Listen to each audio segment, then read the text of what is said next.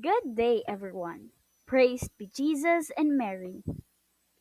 I am Christine Fernandez, and we are going to talk about audiolingual method.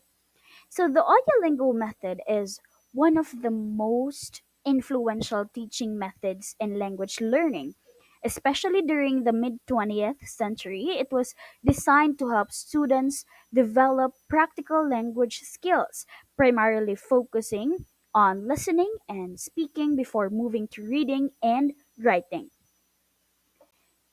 The audiolingual method is rooted in the principles of behaviorism, a school of psychology that emphasizes the role of environmental stimuli and reinforcement in shaping behavior.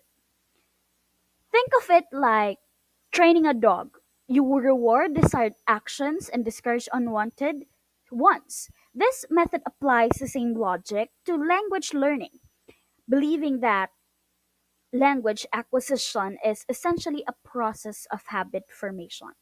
We have here principles of audiolingual method. Language is learned through repetition and habit formation.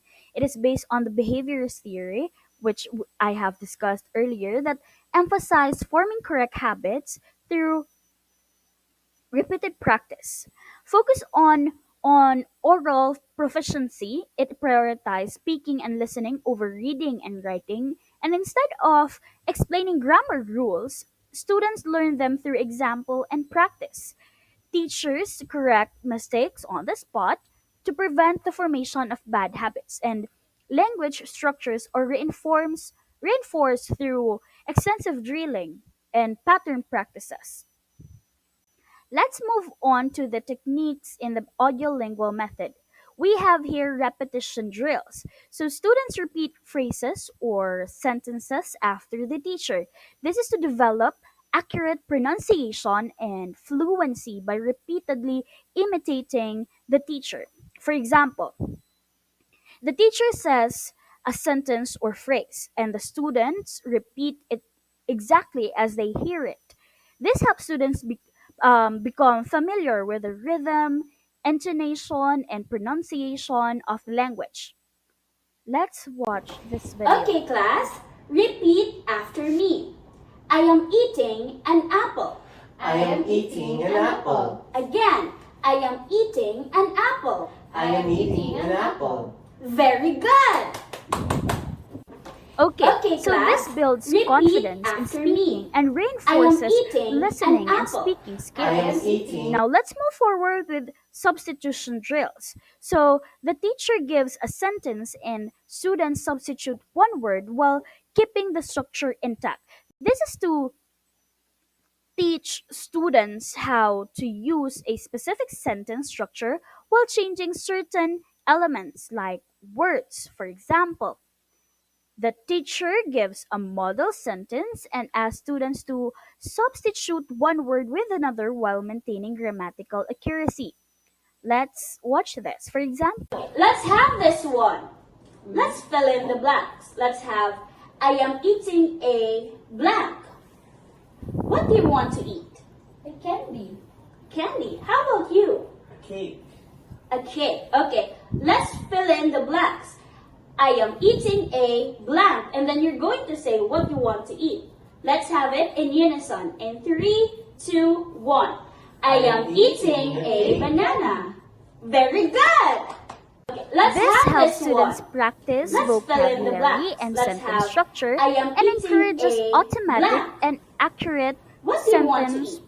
A candy. production. Candy. How about you? Now, let's move forward with transformation drills. So, students transform a sentence from one form to another.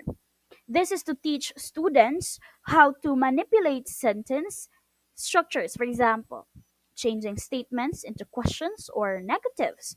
For example, the teacher provides a sentence and asks students to change its form, like affirmative to negative, affirmative to question, or singular to plural. For example, Let's have this one. We are going to make a statement in a question form. For example, she is reading a book. Is she reading a book? Again, it's like She is reading a book. Is she reading a book?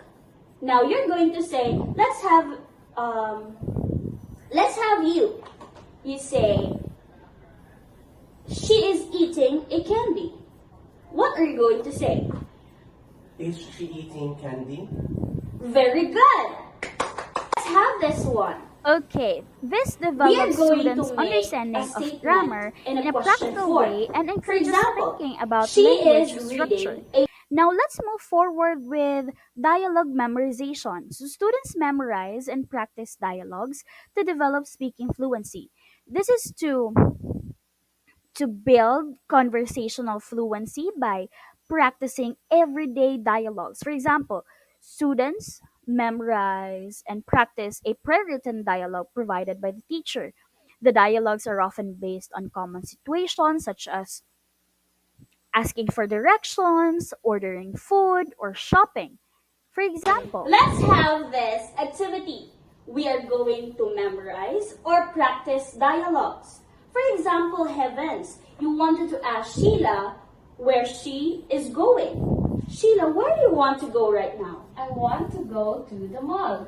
Okay, now Heavens, you're going to ask her, where are you going? And then Sheila, you'd respond, I am going to the mall. Okay, can we start it now, Heavens? Okay, let's start in 3, 2, 1. Where are you going? I am going to the mall. Very good! Let's have okay, this these students activity. gain We are confidence going to in memorize using or language in real practice life dialogues. situations and For teaches example, Heavens, rhythm you wanted to ask Sheila and where natural she is speech going. patterns. Now let's have minimal pair drills. It focuses on practicing pronunciation by distinguishing between similar sounds. This is to improve pronunciation by helping students distinguish between similar sounding words. For example, the teacher focuses on two words with only one sound difference, like ship or versus sheep. It helps students pronounce them correctly. For example, the teacher says ship or sheep, ship or sheep. Now repeat. Now repeat. The ship is big. The ship is big. The sheep is white. The sheep is white. It reduces pronunciation errors and helps students hear and reproduce subtle sound differences. Now, let's focus on the role of the teacher and the students. So, the teacher is central in the learning process, acting as a model for correct pronunciation, grammar, and structure. Teachers lead activities and correct errors immediately, and the students are expected to listen, repeat, and imitate the teacher, focusing on accuracy. To show us to discuss about the approaches or how we can do it in the classroom. For example, in the classroom, we can, for beginners learning English, use repetition drills to practice basic greetings. For example, we have good morning. Then the students repeat good morning. Or we can have substitution. For example, we can have good morning, or we can teach them good afternoon, good evening, and the students could say good afternoon, good evening, depending on what time it is. So for everyday language, there are minimal pair drills can help. Let's think of a Filipino setting. We can use this as minimal pair drills can help students distinguish between words like bat and but. The bat as animal and but as conjunction, which might sound similar to learners, so they can distinguish what is bat and what is but. Now let's talk about how we can apply audiolingual methods in our lessons or in our classroom.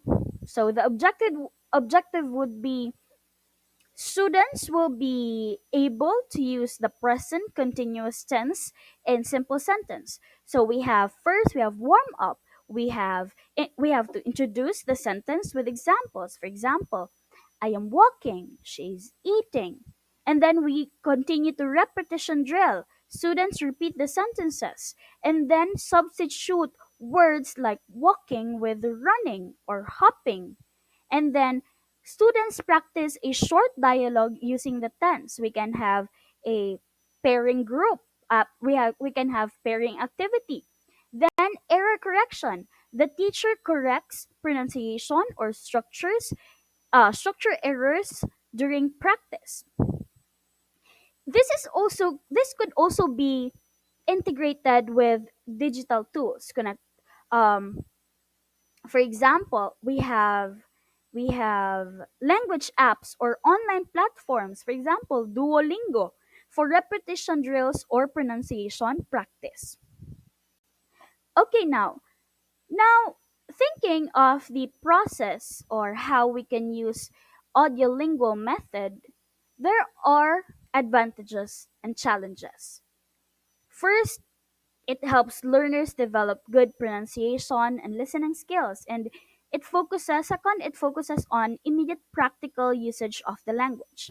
However, there are also challenges of it, like lack of emphasis on creativity and communication skills, and repetitive drills can be boring for some learners. So we have as teachers we have to find ways how to make it fun, how to make it relatable.